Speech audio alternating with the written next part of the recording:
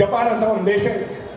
ಜಪಾನಲ್ಲಿ ಭೂಕಂಪ ಆದರೆ ಭಾರತದ IT ಕಂಪನಿಯಲ್ಲಿ ಕೆಲಸ ಮಾಡ್ತಾ ಇರ್ತಕ್ಕಂಥ ಜಪಾನಿಯರು ತಾವು ನಿಂತಿರೋ ಜಾಗದಲ್ಲಿ ಎದ್ದು ನಿಂತ್ಕೊಂಡು ಜಪಾನಿನ ರಾಷ್ಟ್ರಗೀತೆ ಆಡ್ತಾರೆ. ನಾವೇ ಯಾರಾದ್ರೂ 4 ಜನ ಇದ್ದಿದ್ರೆ ನಾವು ಅವ್ರಿಗೆ ತಮಾಷೆ ಮಾಡ್ತಿದ್ದೋ, ಅಲ್ಲೆಲ್ಲೋ ಭೂಕಂಪ ಆಗಿದೆ, ಇಲ್ಲಿ ರಾಷ್ಟ್ರಗೀತೆ ಹಾಡಿದ್ರೆ ಆ ಭೂಕಂಪ ತರಿ ಹೋಗ್ಬಿಡುತ್ತಾ ಅಂತ ಆಡ್ಕೊಳ್ಳೋರು ನಮ್ಮ ಸಮಾಜದಲ್ಲಿ ಭಾಳ ಜನ. ಗುಲ್ಬರ್ಗ್ನಲ್ಲಿ ಒಂದು 8 ಜನ ಹೆಣ್ಮಕ್ಳು ಇಂಟರ್ವ್ಯೂ TV ಅವ್ರು ಮಾಡ್ತಾರೆ.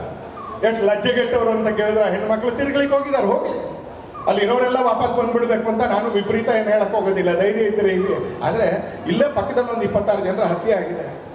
ನನ್ನಂತ 26 ಜನ ಹೆಣ್ಮಕ್ಳು ವಿಧವೆಯರಾಗಿದ್ದಾರೆ. ನನ್ನಂತ 26 ಮನೆಗಳಲ್ಲಿ ಇವತ್ತು ಸೂತಕದ ಛಾಯೆ ಇದೆ.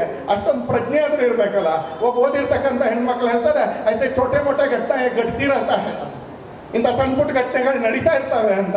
ನಮ್ಮ ರಾಜ್ಯದ ಕೆಲವು ರಾಜಕಾರಣಿಗಳಿದಾರಲ್ಲ, ಅವ್ರಿಗೂ ಇವ್ರಿಗೂ ಏನೂ ವ್ಯತ್ಯಾಸ ಇಲ್ಲ, ಏನೂ ಸಾಕ್ಷಿ ಇಲ್ಲ ಅಂತ ಒಬ್ಬ ಮಂತ್ರಿ ನಿನ್ನೆ ಹೇಳಿದ.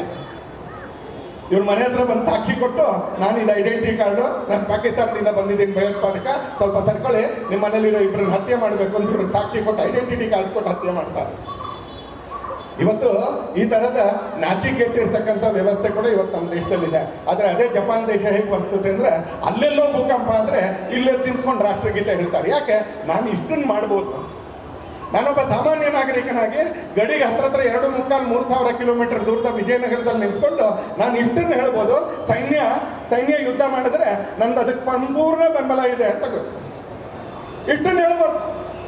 ಏನು ಮಾಡಬೇಕು ಅಂತ ನಿರ್ಧಾರ ಮಾಡೋದು ಸೈನ್ಯ, ಏನು ಮಾಡಬೇಕು ಅಂತ ನಿರ್ಧಾರ ಮಾಡೋದು ಸರ್ಕಾರ, ಏನು ಮಾಡಬೇಕು ಅಂತ ನಿರ್ಧಾರ ಮಾಡಬೇಕಾಗಿರ್ತಕ್ಕಂಥ ಅದಕ್ಕೆ ಸಂಬಂಧಪಟ್ಟಿರ್ತಕ್ಕಂಥ ತಜ್ಞರು. ನಾನು ನಿರ್ಧಾರ ಮಾಡಲ್ಲ ಅಂತ. ಆದರೆ ಅವ್ರು ಏನು ನಿರ್ಧಾರ ಮಾಡ್ತಾರೋ ಅದ್ರ ಜೊತೆಗೆ ನಾನು 100ಕ್ಕೆ 100ರಷ್ಟು ನಿಂತ್ಕೊಳ್ತೀನಿ ಅಂತ ನಿಶ್ಚಯ ಮಾಡಬೇಕಾಗಿರ್ತಕ್ಕಂಥ ಗಳಿಗೆ.